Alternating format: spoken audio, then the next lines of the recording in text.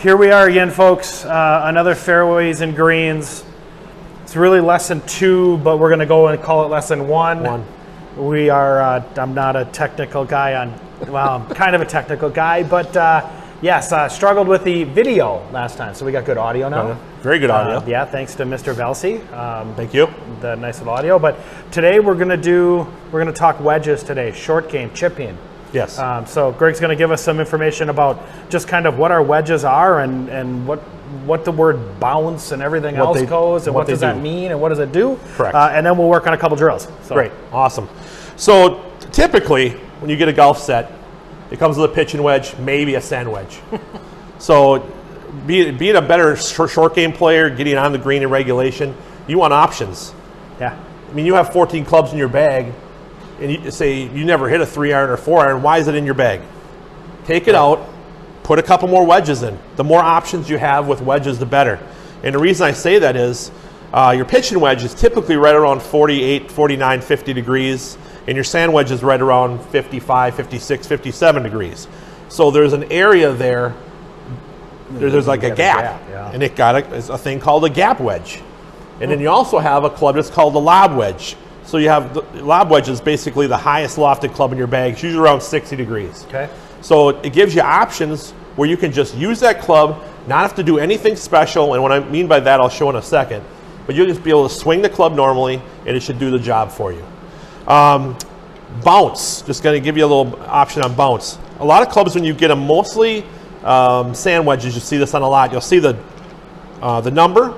It won't just say S on there. It'll say 56, 55, 57, and there'll be a little number below it. Well, that little number below it is called the bounce. And what does that do? Underneath, when your clubs are, you're looking at your club like this, you'll see a curved action on the sole of the club on the bottom. And the more curved action you have on that, that is the more bounce you have. If there's more flat on the bottom, that's less bounce. So when do you use those? Let's say they're wet conditions. You go out early in the morning. Say you're in a sand bunker and the sand is kind of firm. You want a club that digs because the club's going to want to bounce off there. Okay. So you'd find something that had a little less bounce. So 8 degrees is usually right around your standard bounce. Okay. You get a 6 degree or a 4 degree or an 8 degree or a 10 degree, you're thinking about bounce. You want that club to hit the grass, hit the sand, and do the work for you. So if it's wet, you want less bounce. Because less bounce is not going to dig as much. You want to dig. Okay, so less bounce digs more. Correct. Okay. All right. So if in case you're in a sand trap or something like that that's real fluffy, then you don't want to dig because the sand's going to grab your club. Okay. If you're outside the sand, if you're close to the green and the ground is firm, you know, you didn't get a rain for like a week. If it's firm, you want something with a little more, little less bounce because you want that club to go through that hard pan and not bounce off of it. So that's just a little knowledge about bounce. Here I have in my hand, I have my 4 wedges that I put in my bag. I have my pitching wedge, my 52, which is your gap wedge, which is in between the sand wedge and the pitching wedge. Then I got a 56, which is a sand wedge. And then I got a 60 degree, which is a lob wedge. Now, just because you have a club in your bag that says S on it, that doesn't mean that's the only club you hit out of the sand.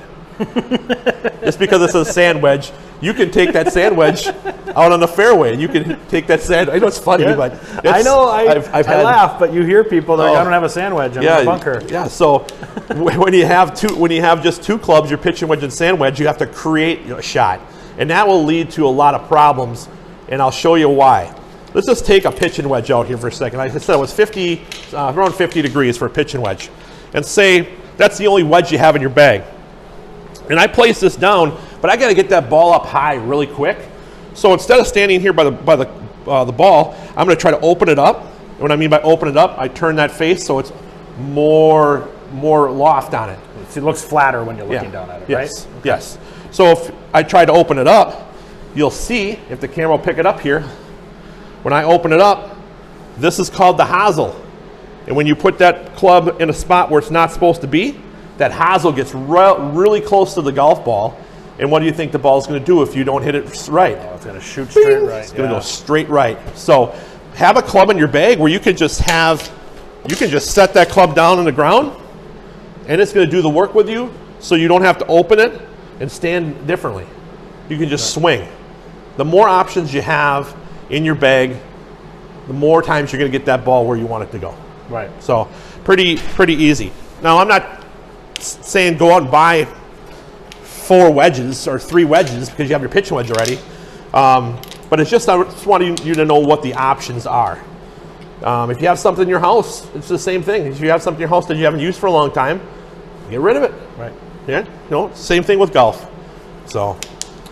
Yeah, in the wedge game, like we were talking about it just prior to turning on the camera and hitting record, but so many folks worry about putting a 3-wood in a brand new driver and a 5-wood and a 6 hybrids and everything else because we're just going to hit bombs all day long. Yeah. And then they get next to the green and they pull out a pitching wedge and they're trying to hit a pitching wedge over a bunker and they only got 6 feet to work with. Correct. And that's a really tough gig. You score around the green. If anybody knows that, I do. Yeah. My handicap is what it is because I haven't been scoring around the greens. Yeah. So today we're going to work on those wedges. Absolutely. One quick story before we move on here.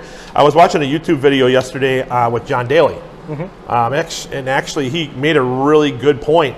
And when you think of John Daly, what do you think of? You think of he's hitting bombs, long drives, Marlboro Lights, like that. Exactly. Drinking his Diet Coke. Yeah, no, Diet Coke. No, yeah. So. The guy's so famous they have a drink named after him too. By the way, so. You have your own drink. Arnold Palmer, John Daly. But he was saying in that video is if you want to be a better golfer, and I 100% agree with him. This is John Daly talking. Anybody can hit a driver far. Anybody can hit a fairway wood, hybrid. I mean, majority of us can hit it pretty decent. Right. But when you get into within 100 yards, it seems like it's breakdown time. Oh, geez, I can't hit that.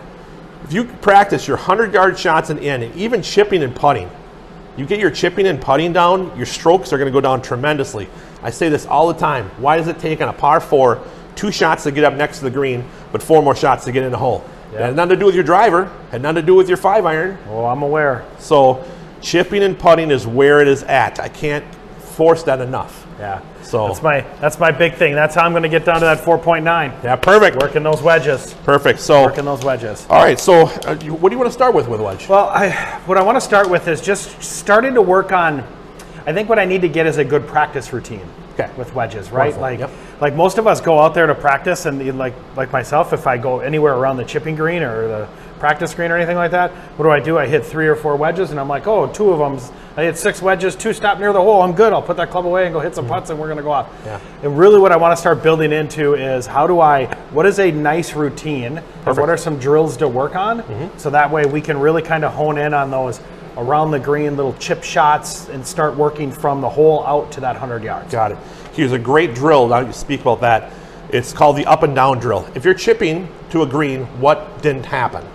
If you're chipping make it on the green. You didn't make it on the green in regulation, which on par 3s is 1, on par 4s is 2, and on par 5s is 3. If you're not on the green in those parameters, you're chipping. So a good drill for you to be, and try to do this before you play, is to make 3 up and downs. You know what I mean by 3 up and downs is you chip it on and you 1 putt. Chip it on, 1 putt. That's how you're going to become a better golfer. And it's a very good drill. It almost, with putting too, down the road when we work on putting, it's a good drill. Make 3 putts in a row from 5 feet, 6 feet, 7 feet. Make them in a row.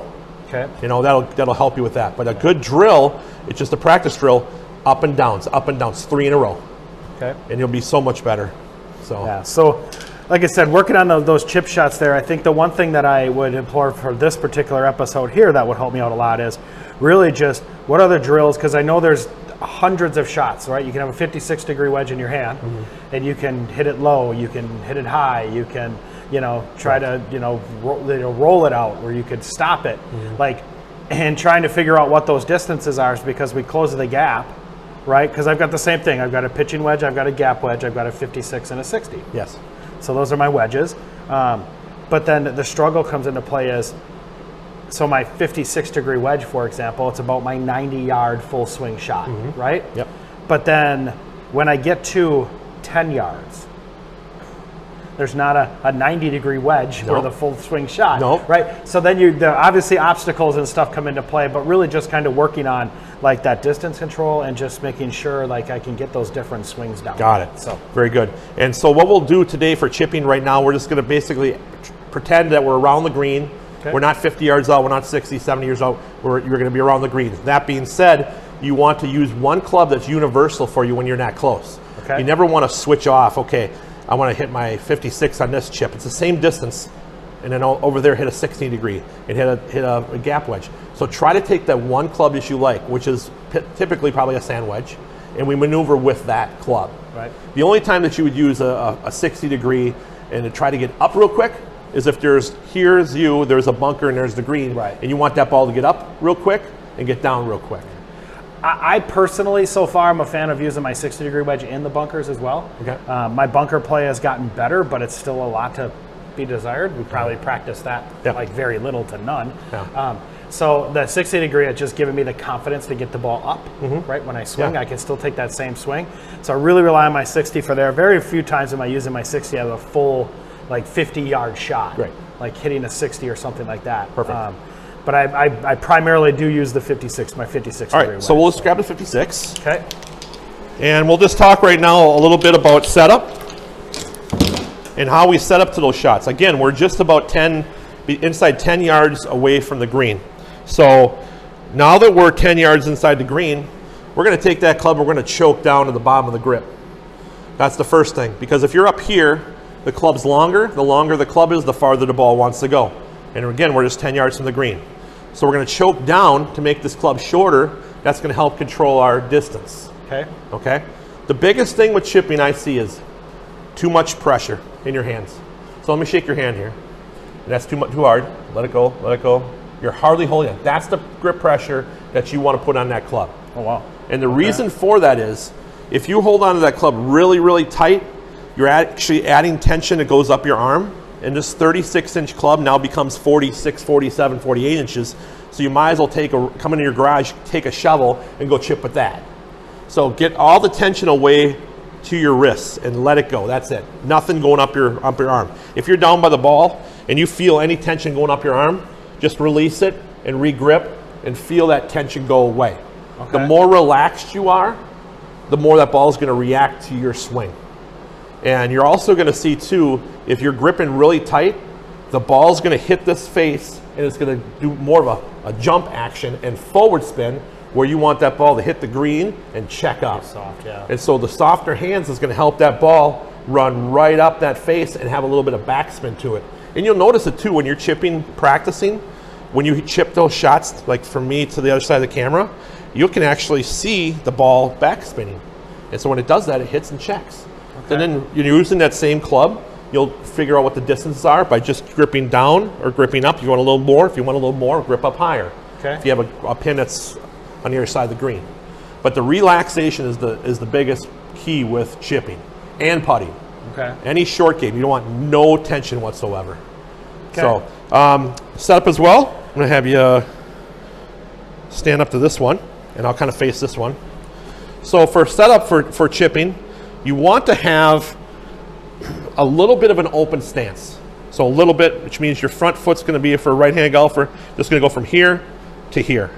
So from the camera here, I'd be one here to here. I'm not asking you to do this, just a little bit. Yep. And what that does, it just opens your body up to help you make a more of a clean shot. Okay. All right.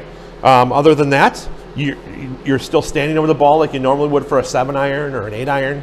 You might need to go a little closer to the ball because if you're choking down. Okay. So let's try those shots there, and let me see about 2 or 3 of those shots. All right.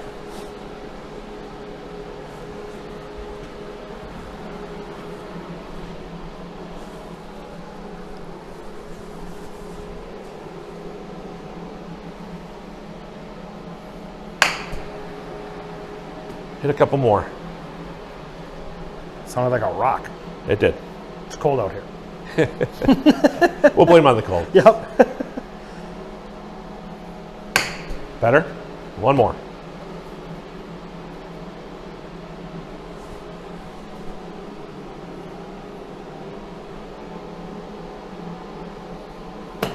Now it's perfect. That's the kind of sound you want to feel. When you're hitting that ball, just like a 7-iron or an 8-iron on the fairway, when you're hitting a full shot, you know you hit it solid when there's no stinging reaction, there's no vibrating from your hands. So that's what you want to do. Now, how far back do you swing? How far do you go forward? I treat myself like a clock. 12, 6, 3, 9. Okay. Okay. And it depends on once you get that down, you can go 7 to 5, 8 to 4, 9 to 3, depending on how far you want to go. Okay. But you shouldn't have to go anywhere past 9 to 3 on a chip shot. Most of them is 8 to 4 or 5 to 7.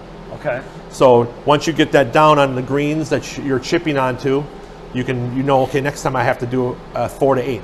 Just think of yourself as a clock. With your hands being relaxed, you're gonna hit more pure chips. So when you're talking about that clock motion, yes, is that the club coming here? Is that 9, or is that 8 because of the arm? You want your arm where your hands are. So if you want to go back to 5 to 7, it's more like this. Okay. Because again, we're going making a chip. We're not trying to make distance. So 8, like if you're talking about going back to 9, it would be in here. That's too long. You want that to be here. Okay. We're going to get into more not using your wrist in a little bit here. Okay. But it's your hands. Your hands. Your hands is the time. Yeah, because you don't want that way up here right. like this. Okay. Okay. Right, hit a few more.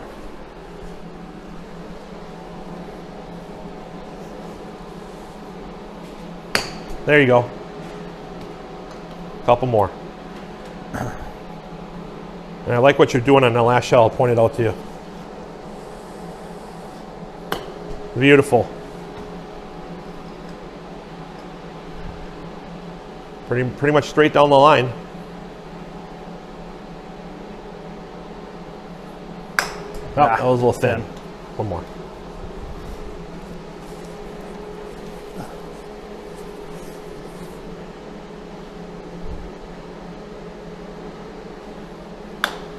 Still Still a little thin. We'll talk about that in a second. One more. Good one here. Relax those hands.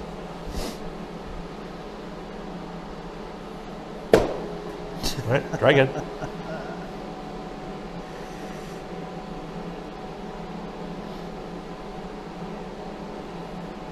There you go. Perfect. So we just talk about a couple of shots that you just had here that were little topped.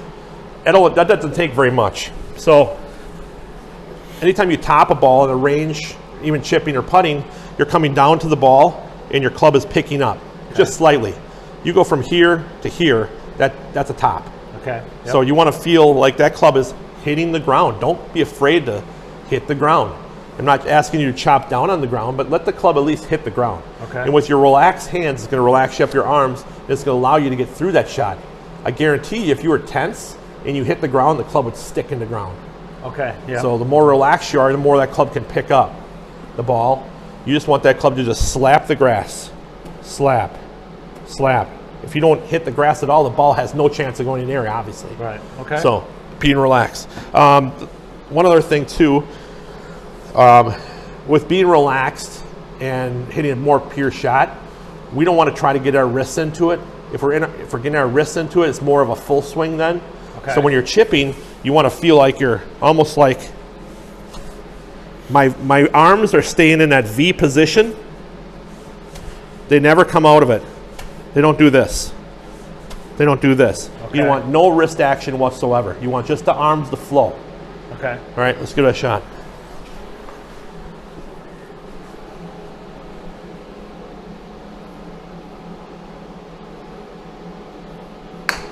Now picked up. Let that club hit the grass. Relax, arms full. Better?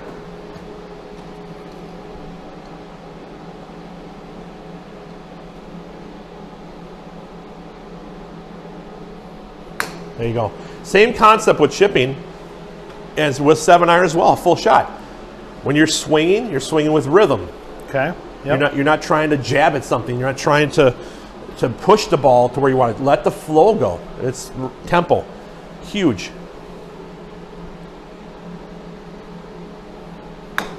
Okay? Back swing is the same speed as your forward swing.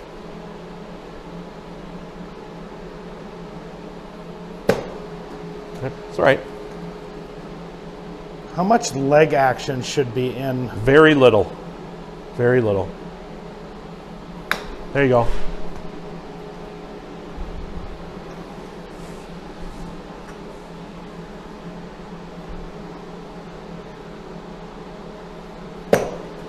Man.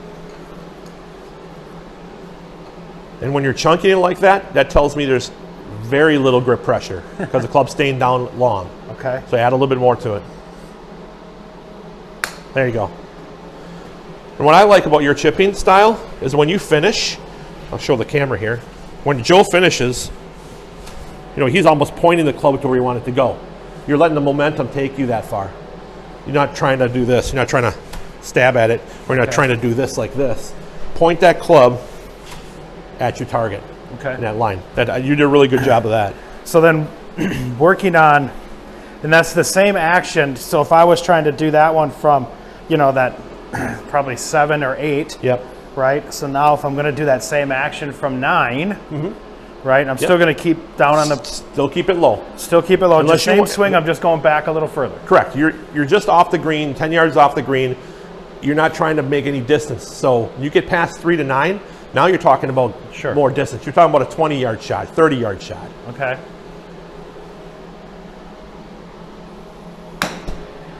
There you go.